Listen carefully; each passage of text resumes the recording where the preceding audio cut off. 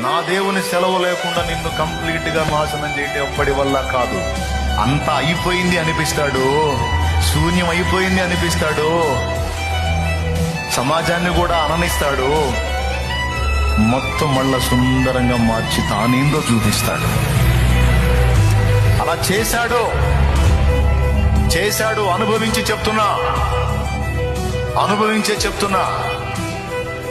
నవ్వే వాళ్ళని నవ్వనిస్తాడు, ఎగతాళి చేసే వాళ్ళని ఎగతాళి చేయనిస్తాడు, హింసించే వాళ్ళని హింసించనిస్తాడు, దూషించే వాళ్ళని దూషించనిస్తాడు.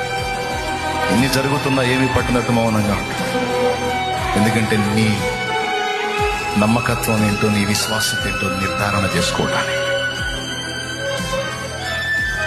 కొన్ని ప్రతికూలతలు కూడా రాణిస్తాడు, చేదైన అనుభవాలు రాణిస్తాడు. మరి నీ ఒరిజినాలిటీ తేలాలి కదా, నిన్ను బట్టి రేపు మెచ్చుకోవాలి కదా.